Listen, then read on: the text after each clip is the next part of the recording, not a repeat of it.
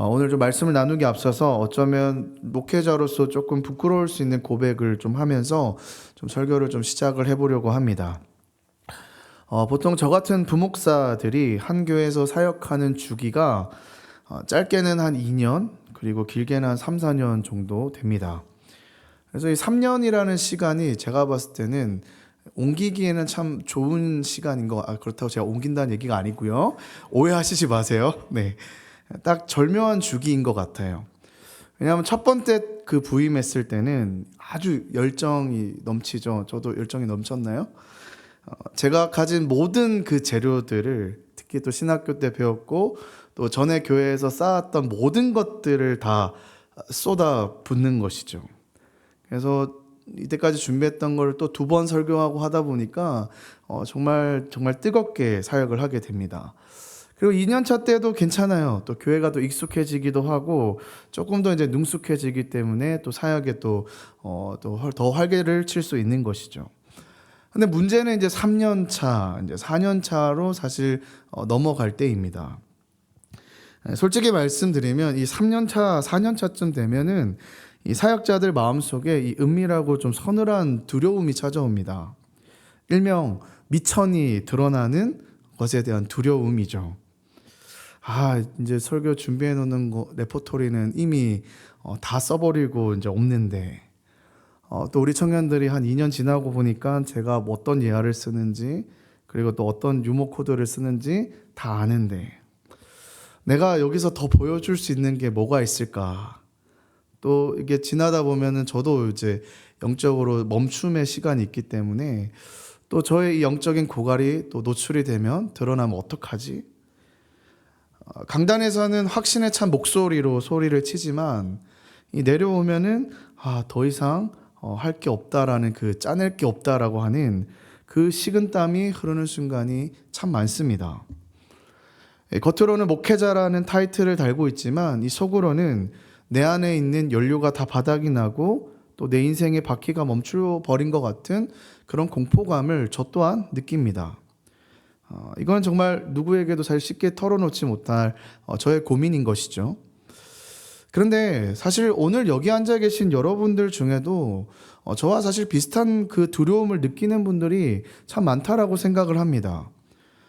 취업 준비를 하면서 자소서를 쓰는데 더 이상 쓸 스토리가 없어 하는 그 막막함이라든지, 학교에서나 직장에서나 어떤 프로그램을 맡았는데, 팀 프로젝트를 맡았는데 이 아이디어가 고갈됐을 때 그 어려움, 또 누군가를 사랑하는 관계에서도 어떤 그런 관계 속에서도 내 매력과 또 나의 마음의 에너지가 다 소진된 것 같은 그 허무함, 저는 이것을 이 멈춤에 대한 공포라고 이야기하고 싶습니다. 이대로 멈추면은 뒤처질 텐데, 남들은 다 달리는데 나만 멈추면 끝장일 것 같은데, 그래서 우리는 멈추지 않기 위해서 더 시끄러운 것으로, 더 바쁜 것으로 어쩌면 도망치려 하는 건지도 모릅니다. 내가 가진 것이 바닥이 났다는 그 사실을 들키지 않기 위해서 그냥 필사적으로 뛰는 것이죠. 오늘 여러분들과 함께 펼쳐졌던 이 요한복음 2장의 이야기는요, 바로 그 미천이 드러난 현장으로 우리를 데리고 갑니다. 가장 화려해야 될 그 잔치가 멈춰버릴 위기에 처해진 현장입니다. 여러분, 오늘 배경이 어디입니까? 갈릴리의 가나의 결혼장이라고 소개하고 있죠. 아시는 분도 아시겠지만 이 유대인의 결혼식은요, 우리처럼 딱 30분만 하고 끝내는 그런 결혼식이 아니죠. 최소 일주일 동안 진행되는 어쩌면 마을 전체가 들썩이는 거대한 축제입니다. 온 동네 사람들이 모여서 먹고 마시며 춤을 추며 즐기는 행사죠. 그런데 이 잔치의 한복판에 청천벽력 같은 소식이 들려오는 것이죠. 오늘 본문에 뭐라고 되어 있습니까? 바로 포도주가 떨어진지라. 이게 무슨 문제가 됩니까? 여러분, 당시 중동 문화에서 이 손님을 초대해 놓고 이 포도주가 떨어졌다는 것은요, 단순히 음료수가 부족하네, 저기 편의점 가서 사와 정도의 실수가 아닙니다. 랍비들의 문헌을 보면요, 뭐라고 있으면 포도주가 없으면 기쁨도 없다라고 기록이 되어 있거든요. 그러니까 이 포도주가 떨어졌다는 것은요, 그 잔치의 사망 선고와 같은 것이었어요. 무엇보다도 이 사실은 신랑과 그 신부의 가문에 평생 씻을 수 없는 수치를 당한다라고 기록되어 있어요. 그러니까 여러분, 이 소식을 들었다 생각해 보십시오. 사람들은 수근수근 거릴 겁니다. 아니, 무슨 준비도 제대로 못하면서 무슨 결혼식이야. 이 집안의 수준은 이거밖에 안 되는 것이야? 그렇대요. 가장 행복해야 할 순간이 가장 비참한 악몽으로 변할 수 있다라는 것이죠. 사랑하는 성도 여러분, 사랑하는 여러분, 약간 멘탈이 나갔어요. 우리 인생에도 저는 이런 순간이 많이 찾아온다고 생각을 해요. 목사님, 사실 제 인생의 포도주가 이미 다 떨어졌습니다. 더 이상 버틸 힘이 사실은 없습니다.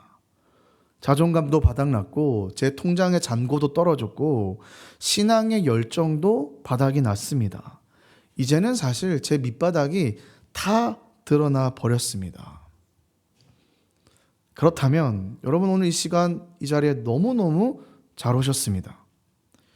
오늘 본문은요, 바로 그 결핍의 현장에 예수님이 계셨다라는 사실로부터 시작이 되는데요. 오늘 이 사건은 단순히 어떤 술을 만들어주는 기적이 아니라 태초의 이 창조의 사건, 우리 1장 1절을 배우셨지 않습니까? 창조의 사건을 다시 재현하시는 어마어마한 우주적인 사건을 보여주고 있습니다. 바라기는 오늘 이 말씀을 통해서 바닥난 여러분들의 인생이 하나님의 새로운 창조의 현장이 되는 그런 시간이 되기를 주님의 이름으로 간절히 소망합니다.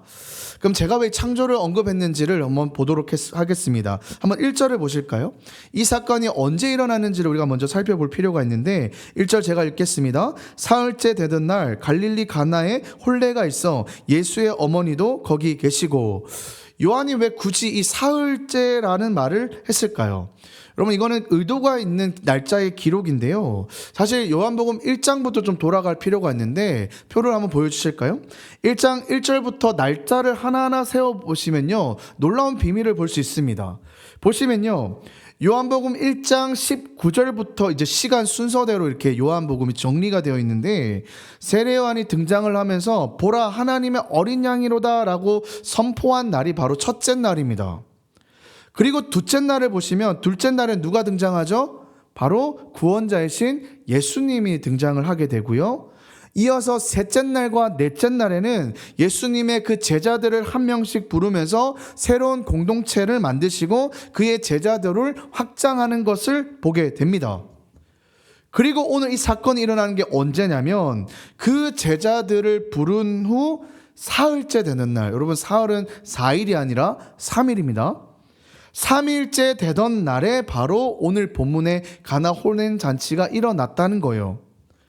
여러분, 문제를 한번 내볼까요? 4 더하기 3은 뭐죠? 네, 7이죠. 너무 감사합니다. 7일째 되던 날이었다는 거예요. 저는 오늘 이 수요일날 이 큐티를 하면서 이 말씀을 묵상하고 연구를 하는데 전율이 흐르더라고요. 지금 여기에 요한이 어떤 의도를 가지고 쓰고 있구나. 여러분, 일곱째 날 하면은 떠오르는 이미지가 있습니까? 뭐가 수근수근 거려요. 뭘까요? 네, 다 나와 있죠, 사실은. 창조 사건. 창세기를 지금 떠올리게 한다는 거예요. 여러분, 아시다시피 하나님께서 태초의 천지를 6일 동안 창조하시고 일곱째 날에 안식하셨지 않습니까? 창세기 1장의 창조가 완성되는 날이 바로 일곱째 날이었습니다. 그리고 한번 생각해 보십시오. 창세기 2장에는 창조의 클라이막스가 나오는데 거기에 여러분 무슨 사건이 나오죠? 얘기해 주십시오. 사람을 만드시긴 했죠. 무슨 일이 일었었어요? 아담의 갈비뼈를 떼가지고 누구를 만들었나요? 하와를 만들었죠. 물론 결혼식이라는 용어는 없지만 사실 그건 뭐예요? 아담과 하와의 결혼식이 등장한다는 거예요. 그러니까 여러분, 인류의 역사는요, 하나님께서 주례를 하신 아름다운 결혼식으로 시작이 되었습니다. 기쁨이 충만했고요, 그 가운데는 결핍이 하나도 없었어요. 그런데 그들 가운데 뭐가 들어왔나요? 바로 죄라는 게 들어왔죠. 죄가 들어온 거예요. 완전했던 그 에덴의 기쁨이 완전히 산산조각이 났습니다. 인간의 장치에서 이 포도주가 완전히 말라버렸어요. 우리 인생에 결핍과 수치가 들어온 그날이라는 거예요. 그런데 지금 이 요한복음 2장에서 뭐합니까? 예수님이 그 일곱째 날에 다시 뭐예요? 결혼식장에 와 계시더라는 거예요. 여러분, 이거는요 우연이 아니에요. 지금 요한복음의 저자인 요한이 의도적으로 지금 창조 때의 인간의 결혼식과 요한복음의 요한의 이 결혼식을 비교하고 있다라는 거예요. 그러면 왜 이런 얘기를 했을까요? 지금 사도 요한은요 우리를 향하여서 이렇게 외치는 거예요. 보라, 죄로 망가진 첫 번째 그 창조를 회복하기 위해서 예수 그리스도께서 지금 새로운 창조를 시작하러 오셨다. 무너졌던 그 에덴의 장치가 이제부터 다시 시작될 것이다 라고 선포하는 현장이라는 거예요. 그런데 오늘 본문을 보십시오. 이 거대한 새 창조의 역사는 지금 낭만적으로 시작되지 않아요. 아주 냉정한 단절에서 시작이 되고 있죠. 한번 스토리를 좀 보실까요? 지금 잔치의 위기를 알게 된 거예요, 마리아가. 아마 이 마리아가 마리아의 뭐 친척이나 마리아 아는 그런 관계 속에서 결혼이 일어난 것 같아요. 3절 보실까요? 포도주가 떨어진지라 예수의 어머니가 예수에게 이르되 저들에게 포도주가 없다하니, 그러니까 이제 약간 책임감이 있었던 것 같고 지금 이 사건을 해결하기 위해서 누구를 찾아갑니까? 예수를 찾아가는 겁니다. 근데 이때 예수님의 대답을 한번 보십시오. 우리는 이 4절을 보면요 예수님의 인성에 대해서 좀 고민을 하게 만드는 질문이 들거든요. 4절 우리 같이 한번 예수님께서 어떤 마음으로 했는지 우리가 같이 생각하면서 같이 읽어볼까요? 시작. 예수께서 이르시되 이 여자여 나와 무슨 상관이 있나이까? 내 때가 아직 이르지 아니하였나이다. 이거 인성 무엇 이게 또 떠오르지 않습니까? 아니 그래도 예수님 엄마인데 마리아잖아요. 엄마인데 어떻게 여자여라고 지금 얘기를 할 수 있는 거냐는 거예요. 너무 싸늘한 반응 아닙니까? 일단 여기서 좀 오해를 풀고 가야 될 게 이 여자여라는 게 헬라어로 귀나이라는 건데 제가 다 써놨죠. 어떨 때 씁니까? 우리가 생각하는 한국식 사고로 저 여자 이게 아니라 지금 뭐라고 되어 있어요? 하대하는 말이 아니라 당시에 황후를 불렀을 때 썼던 용어라는 거예요. 오히려 뭐예요? 극존칭이었던 거예요. 우리말로 하면 그냥 어머님보다 더 극존칭은 뭐죠? 어마마마예요. 네, 그 정도까지는 아니었던 것 같고, 네, 어머님 이렇게 했다라는 거죠. 근데 여기서 지금 핵심은 호칭의 문제가 아니라 사실 그 뒤의 내용인데, 사실 그 뒤의 내용도 좀 그래요. 뭐라고 합니까? 나와 무슨 상관이 있습니까? 라고 지금 물어보고 있다는 거예요. 뭐예요? 명백하게 지금 선긋기를 하고 있다는 거예요. 그러니까 지금 예수님께서 왜 이렇게 선긋기를 했나? 결론적으로 얘기하면 예수님께서 지금 마리아에게 무엇을 얘기하고 있는 거 아니냐면, 제가 한번 읽어볼게요. 어머니, 과거의 이제 육적인 관계는 이제 끝이 났습니다. 저는 어머니의 체면을 세워줄 그런 해결사로 온 사람이 아니에요. 저는 이제부터는 하나님의 아들로서 그 아버지의 뜻을 따라 새로운 창조를 이루려고 이 땅에 왔고 이제부터 그것을 시작하려고 합니다. 너무 생뚱맞지 않아요? 갑자기 이 사건에서 이 얘기를 선포한다고요? 마리아 입장에서는 좀 당황할 수 있을 것 같아요. 근데 사실 당황할 필요가 없는 게, 여러분 예수님의 그 어릴 때 시절의 기록이 많지는 않는데 예수님께서는 어렸을 때부터 엄마한테 이렇게 선긋기를 잘했어요. 일단은 사실 예수님은 사실 인간이지만 신으로 오신 분 아닙니까?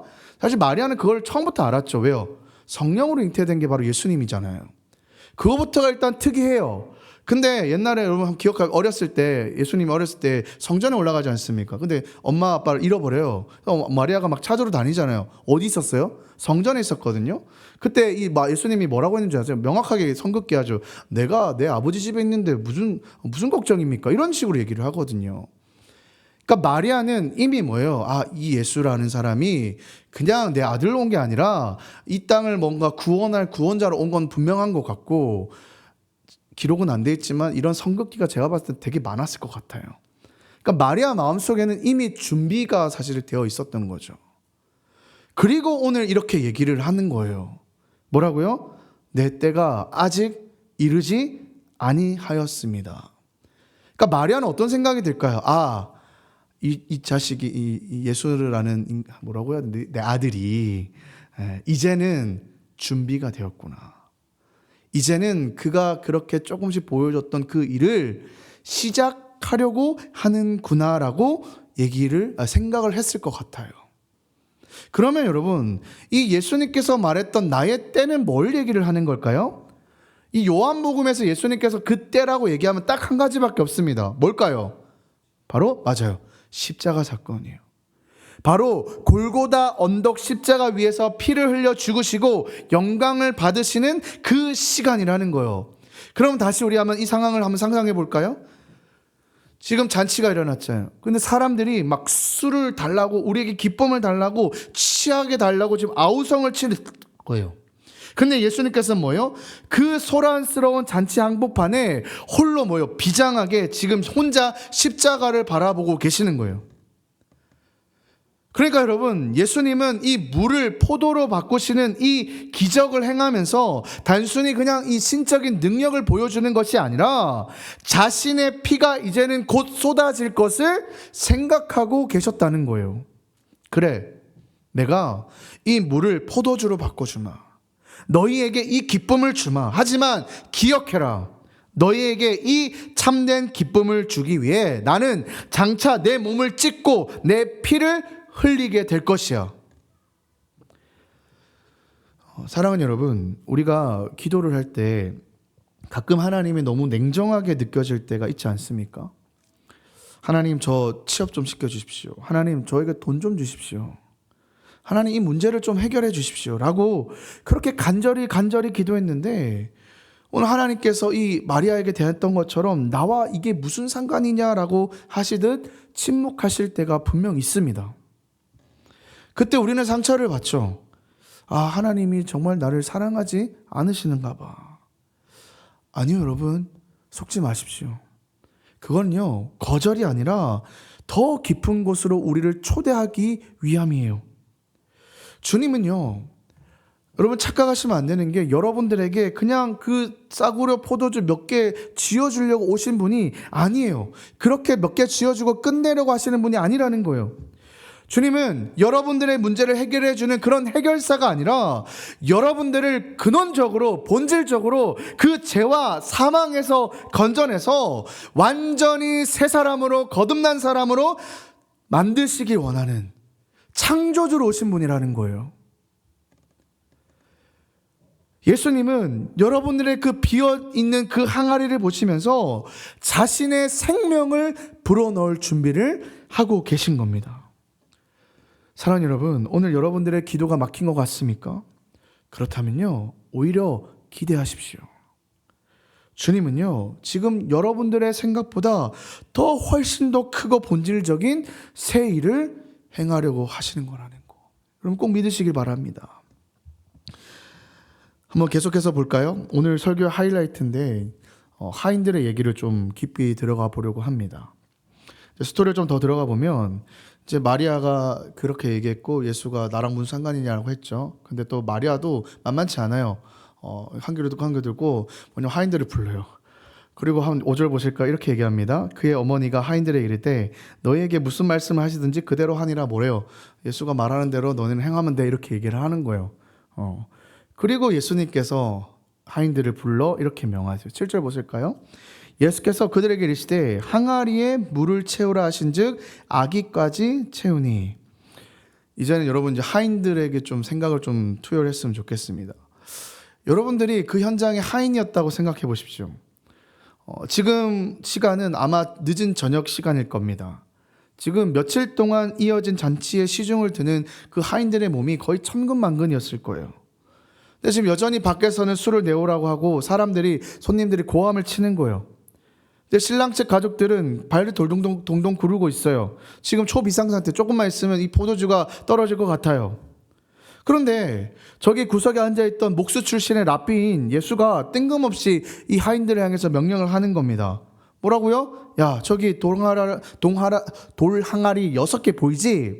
저기에 물을 가득 채워라 라고 하는 거예요. 근데 여러분, 여기서 오해하면 안 되는 게 그 돌 항아리가 그 포도주가 담겨서 떨어진 돌 항아리를 얘기하는 게 아니에요.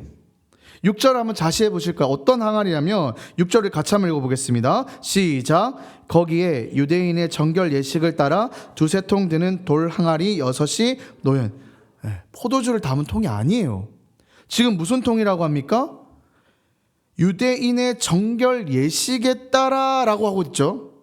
그러니까 레위기의 율법에 따라서 부정타지 않도록 비싼 돌로 만든 항아리인데요. 이게 용도가 뭐냐면 밖에서 들어올 때, 여러분, 이 중동시 비방에는 먼지가 되게 많잖아요. 밖에서 들어올 때 이 손에 묻은 발에 묻은 그 먼지를 떨어내기 위해서 담겨놓은 물을 얘기합니다. 그러니까 발과 손을 씻는 그런 용도의 항아리였다는 거예요. 그러니까 지금 이 항아리는 율법의 항아리요, 의무의 항아리인 거예요. 게다가 여러분, 그 크기가 얼마나 나는지 아십니까? 항아리 하나에 약 100리터 정도 된다고 합니다. 근데 그 6개니까 몇 리터예요? 600리터. 우리가 먹는 그 1.5리터 생수에 400번을 부어야 그 정도를 담을 수 있는 크기라는 거예요. 그러니까 여러분, 이 밤중에, 이 바쁜 와중에 아무 쓸모없어 보이는 그 발 씻을 물을 담는 그 거기에다가 600리터를 담으라는 명령을 한 거예요. 그러니까 하인들이 무슨 생각이 들었을까요? 이 인간이 제정신인가?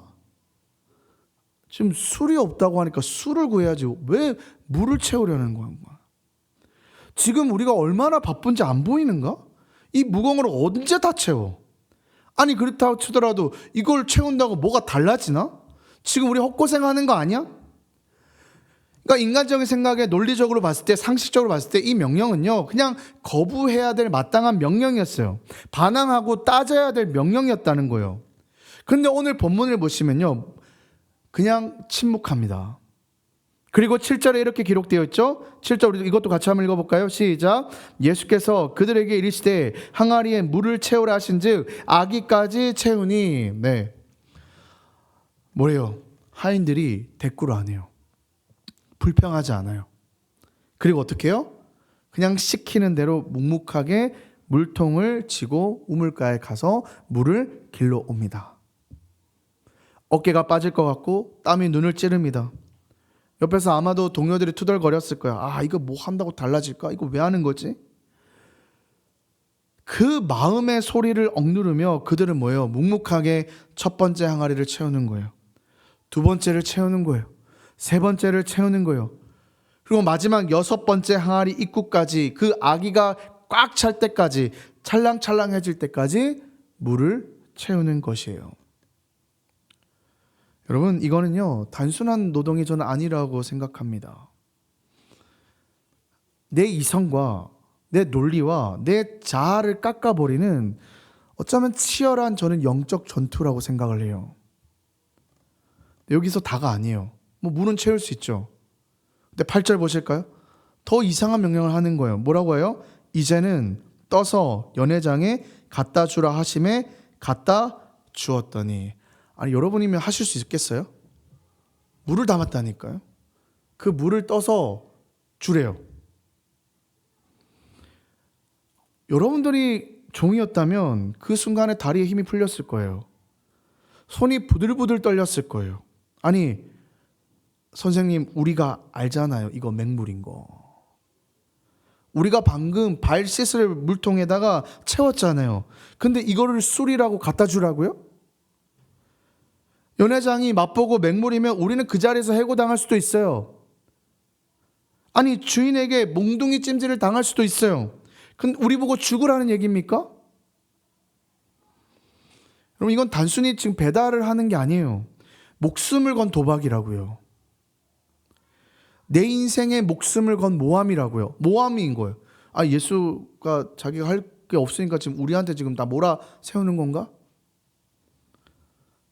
근데 이상하리만큼 하인들이 어떻게 합니까? 갖다 주었다라고 지금 기록을 하고 있죠. 그들은 떨리는 손으로 국자를 들었어요. 여전히 눈앞에 보이는 건 투명한 맹물이었어요. 아무 변화가 없었습니다. 그리고 그 국자를 들고 연회장을 향해서 들어가는 거예요. 한 걸음, 두 걸음. 연회장의 잔에 그 액체가 따라지는 순간까지 그들의 심장은 터질 듯 뛰었을 겁니다. 제발, 제발. 여러분, 기적은 언제 일어났을까요? 분명히 기록은 포도주를 먹었다고 되어 있잖아요. 많은 사람들이 생각을 하죠. 물이 담겼을 때 그때부터 포도주였을 것이다. 아니요, 물을 붓다니까요. 물을 가지고 걸어가고 있다니까요. 물을 채워둔 항아리 속에서 포도주를 변한 게 아니에요. 바로 하인들이 그 두려움을 뚫고 자신의 상식을 뚫고 자신의 경험을 뚫고 그저 예수님의 말씀에 순종하여서 그 발걸음을 떼는 그 순간에 그 맹물이 어떻게 해요? 붉은 포도주로 변했다라는 거예요. 사랑하는 여러분, 하나님께서 왜 하필 하인들에게 시켰을까요? 지금 창조주 예수님께서 그냥 말씀으로 변하라라고 하면 되시는 거 아닙니까? 왜 그랬을까요? 여기에 우리가 가져가야 할 포인트가 있는 거예요. 주님께서는요, 오늘 이 하인들과 같이 주님의 말씀에 그저 묵묵하게 순종하는 그 사람과 함께 이 새 창조의 역사를 함께 하시기를 원하신다는 거예요. 이성적으로 이해가 안 돼도 내 경험과 달라도 이걸 했을 때 내가 손해보는 것 같고 좀 바보 같아 보여도 주님께서 말씀하시니까 묵묵히 땀을 흘리면서 물을 떠나르는 그 한 사람. 사랑 여러분, 주님께서는 오늘 그 한 사람을 찾고 계시다는 거예요. 여러분은 어떻습니까? 여러분들에게 말씀을 주어졌을 때 그 말씀을 온전히 받아들이고 순종하십니까? 아니면 여러분이라는 그 필터를 끼고 말씀이 주어졌는데 그 말씀을 그 필터에 거르고 이건 안 돼, 저거는 안 돼, 이거는 절대 안 돼, 이거 하면 내가 손해야 라며 그 필터를 다 거르고 여러분들이 할 수 있는 것만 순종하며 나아가진 않으십니까?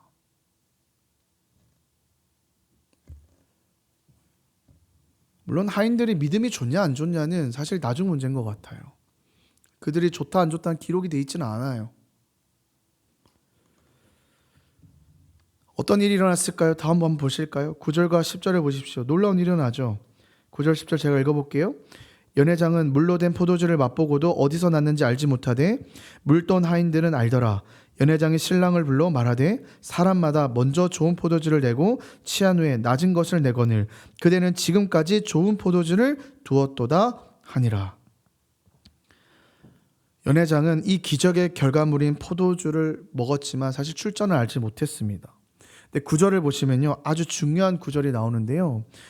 연회장은 뭐라고 합니까? 끝에 알지 못하되라고 기록되어 있죠. 근데 물떠온 하인들은 뭐라고 기록되어 있어요? 알더라라고 하고 있죠. 저는 이 장면을 묵상하면서요, 다시 한번 C.S. 루이스의 글을 좀 떠올리게 됐는데 한번 우리 같이 한번 읽어볼까요? 우리 이 글을 좀 같이 읽었으면 좋겠습니다. 시작. 우리는 온 우주를 소음으로 가득 채워야 한다. 소음만이 우리를 방어할 수 있다. 소음만이 인간들을 깊이 생각하는 것을 막을 수 있고 원수의 목소리를 듣지 못하게 할 수 있다. 하지만 저 위는 음악과 침묵으로 가득 차 있지. 나는 그 고요함과 멜로디가 혐오스럽다. 사단이 하는 말이죠. 여러분, 지옥의 특징은요, 소음이에요. 시끄러움이에요. 멈추지 않는 부산함이에요. 반면 천국의 특징은요, 하나님의 임재가 임하는 곳의 특징은요, 음악과 침묵이라고 정의를 하고 있어요. 오늘 본문인 결혼식장을 보십시오. 포도주가 떨어지기 전에 그곳은요 소음으로 완전히 가득 찼을 겁니다. 사람들이 떠드는 소리, 취해서 고함치는 소리, 더 가져와라, 더 부어라 하는 욕망의 소리들, 나 이렇게 잘 살아, 나 이렇게 행복해 라며 과시하는 소리들, 이것은요 그곳에 있으면 화려해 보일지 모르지만요 오늘 뭐라고 해요? 공허한 지옥의 소음이라고 하고 있어요. 연회장은 바로 이 소음의 중심에 있는 사람이에요. 그의 혀의 끝은 쾌락일 수 있지만요 영적인 비밀은 오늘 뭐라고 하고 있어요? 몰랐다라고 기록하고 있죠. 그런데 여러분, 하인들은 어때요? 예수님의 그 명령이 떨어졌을 때 그들은 떠들지 않았어요. 따지지 않았어요. 그들은요 침묵했습니다. 묵묵히 물을 길러 날랐어요. 그리고 그 고요한 침묵 속에서 맹물이 포도주로 변하는 기적, 새 창조의 음악이 들려오기 시작했다는 거예요. 여러분, 제가 처음에 나눴던 그 두려움 기억하십니까? 멈추면 안 돼. 계속해서 달려가야 돼. 뭐라도 보여줘야 돼. 그래서 우리는 끊임없이 스마트폰을 켜고 유튜브를 켜고 재미나를 켜고 사람들을 만나면서 인생의 소음이란 소음은 다 만들어내고 다녀요. 잠시라도 조용하면 우리 어떻게 해요? 불안하니까요. 심지어 잠들 때도 그렇잖아요. 조용히 잠자지 못해서 뭐 하나 틀어놓고 자지 않습니까?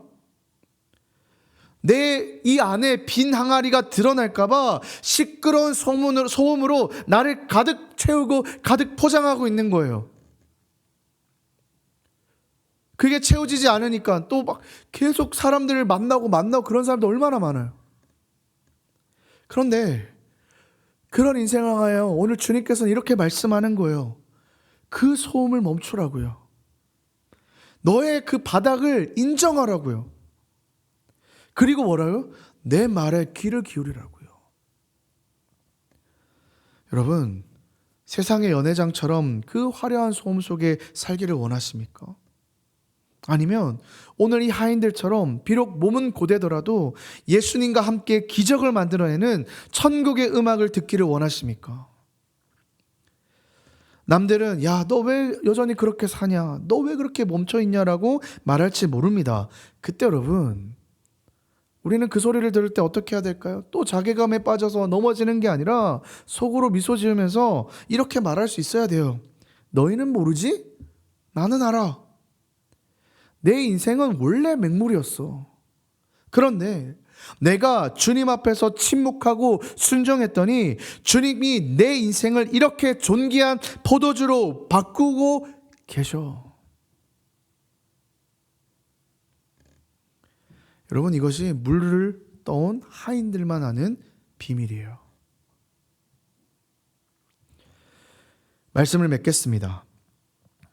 오늘 이 사건은 11절에 이렇게 마무리가 돼요. 우리 11절 같이 읽어보겠습니다. 시작. 예수께서 이 첫 표적을 갈릴리 가나에서 행하여 그의 영광을 나타내심에 제자들이 그를 믿으니라. 이 사건을 통해 제자들이 깨닫게 되었다고요. 아, 이분은 단순히 그냥 우리의 배고픔을 채우러 오신 분이 아니구나. 단순히 나의 이 부족한 한두 개를 메워주려고 오시는 분이 아니구나. 이분은 우리 죄 때문에 망가졌던 그 에덴을 행복하러 오시는 거구나. 그저 맹물이었던 우리 존재를 정말 최상급의 포도주로 만들려고 오시는 분이구나. 사랑하는 여러분, 여러분의 인생의 그 항아리가 여전히 비어 있습니까? 축하합니다. 비어 있어야 채울 수 있습니다. 여러분들의 온갖 소음으로 여러분들 항아리를 채우고 있으면요, 들어갈래야 들어가실 수가 없어요. 세상의 소음이 멈춘 그 자리에서 예수님의 기적은 시작될 겁니다. 여러분 아시다시피 세상이 주는 기쁨은요, 오늘 기록된 것처럼 먼저 좋은 것이 나오고 나중엔 어떻게 해요? 나쁜 것이 나오게 되어 있어요. 근데 주님께서 주시는 것은요, 처음부터 좋은 것으로 시작해서 어떻게 해요? 끝까지 좋은 것으로 갑니다. 여러분, 좋은 핸드폰 사봤다고 생각해 보십시오. 한 일주일 좋나요? 2주일 좋나요? 나중에 식어버리잖아요. 주님이 주시는 게 그 정도의 가치밖에 안 됩니까? 아니요. 예수님의 그 생명의 복음은요, 처음부터 끝까지 주님 오시는 그날까지, 아니 주님 오시는 그 이유는요, 더 큰 기쁨을 누리며 살아갈 거예요. 예수님 안에 거하는 삶은요, 갈수록 깊어지고 갈수록 향기로워집니다. 여러분, 그것이 천국의 음악이지 않습니까? 오늘 설교 서두에서 말씀드렸던 저의 두려움, 미천이 드러날까봐 두렵다는 그 고백 기억하실 겁니다. 저도 그 마음으로 오늘 말씀을 준비하면서 깨닫게 됐어요. 내 미천이 드러나야 되는구나. 포도주가 다 떨어져야 되는구나. 내가 준비한 그 포도주가 다 떨어져야 되는구나. 제가 그 자료 모으는 거를 되게 잘해요. 그래서 외장하드를 늘 그 안에다가 나중에 써먹어야지 이래가지고 계속 모아두거든요. 근데 너무너무 신기한 건요, 이 외장하드를 이제 어느 정도 채웠다 생각하면요, 뻑이 나요. 고칠 수가 없게 돼요. 그리고 어떡해요, 어쩔 수 없이 버리잖아. 그거 또 모아요. 너무 좋아요. 지금 써먹을 수 없지만 내가 나중에 이거 다 기깔나게 다 써먹어야지. 또 모으잖아요? 그럼 어떻게 될까요? 진짜 거짓말같이 또 뻑이 나요. 한 3번을 경험했거든요. 그리고 난 다음에 깨달았어요. 그걸로 하지 말라고 하시는가 보다. 그거 의지하지 말라고 하시는가 보다. 여러분도 그런 삶이 되었으면 좋겠어요. 비장의 무디, 비장의 카드 이래가지고 막 모으지 마시고요. 비면 좀 어때요? 그 빈자리를 예수님으로 채우시기 바랍니다. 여러분, 예수님 믿는 순간 우리는 사실 거듭난 존재지 않습니까? 거듭난 존재의 삶은요, 저 세상에 예수님을 알지 못하는 그 삶과는 비교할 수 없는 삶이에요. 계속해서 그곳에서 여러분을 소음으로 채우려 하지 마시고요, 주님 앞에 서십시오. 주님께 은혜를 구하시고 주님을 붙잡으십시오. 주님이 여러분들 삶에 함께 하실 때, 주님으로 여러분의 항아리가 꽉 찬 인생은요, 저 세상의 사람들과는 완전히 다른 삶을 살게 될 것이고, 오히려 여러분들의 삶이 그냥 그 천국이 멀리 있는 게 아니에요. 여러분들의 삶이 천국이 될 것이고, 여러분들의 삶을 통하여 오히려 예수 믿지 않는 자들이 부러워하게 될 것이에요. 정말 주님으로 가득 채우는 그 삶을 통해 하나님 나라를 지금 이곳 가운데서 누리며 살아가는 저와 여러분 되시기를 주님의 이름으로 간절히 소망합니다.